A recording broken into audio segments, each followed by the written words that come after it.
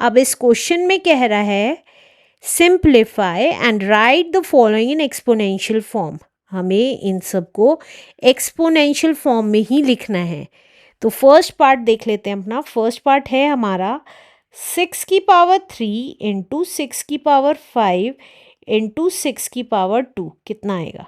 तो देखिए जब बेस सेम है और बीच में मल्टीप्लाई का साइन लगा हुआ होता है तो पावर्स ऐड हो जाती हैं।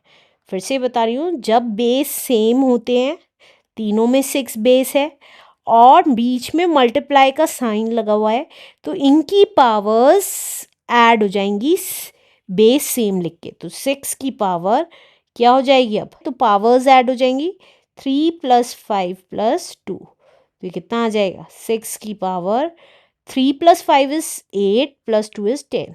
तो 6 की पावर 10 इज द आंसर आ जाएगा। अब इसी तरीके से सेकंड पार्ट कर लेते हैं। सेकंड पार्ट है हमारा -5 की पावर 4 इंटू -5 की पावर 2 इंटू -5 की पावर 3। तो अब देखिए यहाँ पे बेस क्या है, -5, तो बेस -5 लिख दिया। अब क्योंकि सबके बीच में मल्टीप्लाई का साइन है तो पावर्स क्या हो जाएंगी, ऐड हो जाएंगी। तो 4 + 2 + 3 आपस में ऐड हो गई पावर्स, तो कितना आ गया, -5 की पावर हो गई 9 is the answer. Let's do third part now. Third part है हमारा 3/8 की पावर 2 इंटू 3/8 की पावर 5 इंटू 3/8 की पावर -3। तो ये कितना आ जाएगा, देखिए बेस क्या है, 3/8 है, तो बेस 3/8 ही लिख दिया। अब बीच में मल्टीप्लाई का साइन लगा हुआ है तो पावर्स क्या हो जाएंगी, ऐड हो जाएंगी। तो 2 + 5 + -3, क्योंकि यहाँ पे पावर -3 दे रखी है तो प्लस करके -3 लिखा है। ये समझाने के लिए कर रही हूँ, ये स्टेप आप स्किप भी कर सकते हैं। तो देखिए बेस सेम रहा। अब 2 + 5 as it is.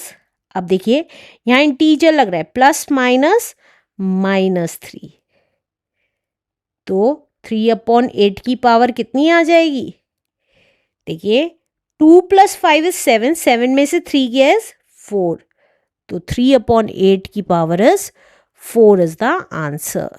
Let's do next part now. Next part है हमारा 5 की पावर 19 डिवाइडेड बाय 5 की पावर 9। तो अब देखिए हमें पता है डिवाइड के केस में अगर a की पावर 10 है डिवाइड a की पावर 5 है, तो डिवाइड के केस में पावर्स बेस सेम है, यहाँ पर भी a है और यहाँ पर भी a, तो बेस सेम लिख देंगे। लेकिन डिवाइड के केस में पावर्स सब्ट्रैक्ट हो जाती हैं, पहले वाली पावर में से दूसरी वाली पावर सब्ट्रैक्ट हो जाती है, तो जो आता है वो आंसर हो जाता है। अब इसी तरीके से इसमें देख लेते हैं, यहाँ पे बेस सेम है दोनों का 5, तो 5 लिखा। अब क्योंकि यहाँ बीच में डिवाइड का साइन है तो 19 में से 9 क्या हो जाएगा, माइनस, डिवाइड के केस में माइनस हो जाएंगी पावर्स, तो 5 की पावर कितनी बच जाएगी, 10 is the answer. Let's do next part now. Next part है हमारा 7 की पावर 6 इंटू 7 की पावर -3 इंटू 7 की पावर -1। अब देखिए बेस क्या है, सेम है 7, तो 7 लिख दिया। अब बीच में मल्टीप्लाई का साइन है तो पावर्स क्या हो जाएंगी, ऐड हो जाएंगी। तो 6 + -3 + -1, तो ये कितना आ गया, 7 की पावर 6, अब +- और +- तो ये कितना आ गया, 7 की पावर 6 में से 3 गया, 3 बचा, 3 में से 1 गया इज 2 बचा, तो 7 की power 2 is the answer. Let's do next part now.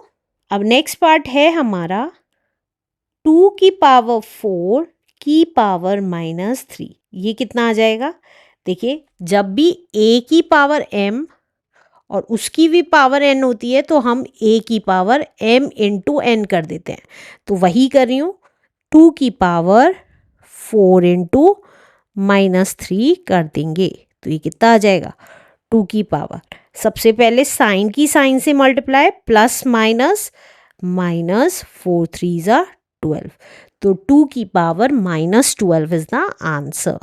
Let's do next part now. Next part है हमारा a की पावर 3 इंटू a की पावर -2 इंटू a की पावर 4 की होल पावर -2, तो ये कितना आ जाएगा। अब पहले अंदर वाला सॉल्व कर लेते हैं। देखिए सबकी बेस a है तो a लिख दिया। अब क्योंकि बीच में मल्टीप्लाई का साइन है तो पावर्स ऐड हो जाएंगी, अंदर वाली ब्रैकेट के अंदर वाली पावर्स ऐड कर रही हूँ, +4 की होल पावर -2, बाहर वाली पावर एज इट इज लिख दी। अब क्या आ जाएगा a की पावर 3 प्लस माइनस -2, देखिए प्लस माइनस -2 और +4 एज इट इज की होल पावर -2, तो a की पावर कितनी आ जाएगी।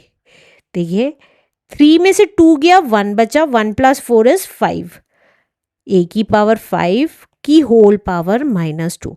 अब देखिए ये इसी तरीके से आ गया, तो अब हम क्या कर देंगे a की पावर 5 इंटू -2 कर देंगे, तो ये कितना आ जाएगा a की पावर प्लस माइनस माइनस 5 2 ज़ा 10, तो a की पावर आ गई -10 is the answer.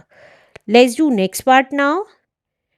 Next part है हमारा 4 की पावर -3 इंटू a की पावर -5 इंटू b की पावर -4 अपॉन 4 की पावर -5 इंटू a की पावर -8 इंटू b की पावर 3।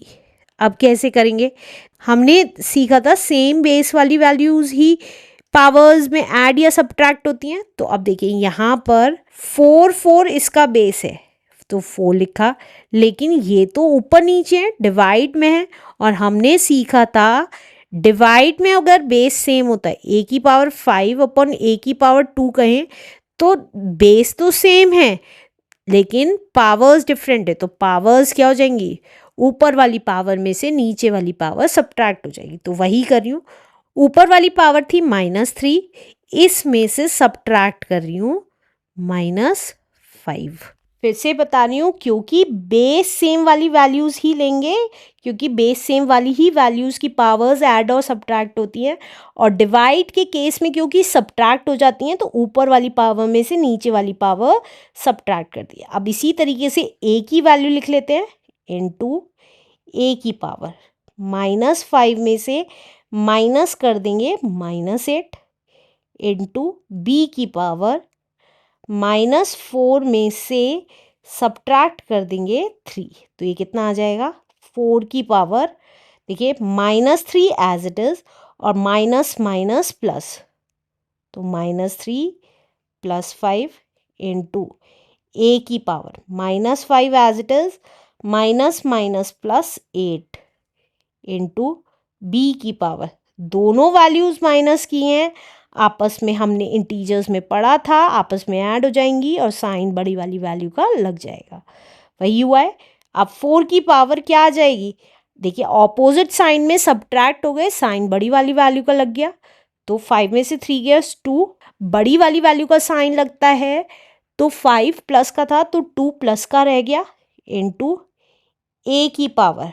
अब देखिए ये दोनों ऑपोजिट साइन है, आपस में सब्ट्रैक्ट हुए, 8 में से 5 गया 3 और साइन बड़ी वाली वैल्यू का लग जाएगा, क्योंकि 8 प्लस का है तो 3 भी प्लस का ही रहेगा इंटू b की power -7 is the answer. Let's do next question now.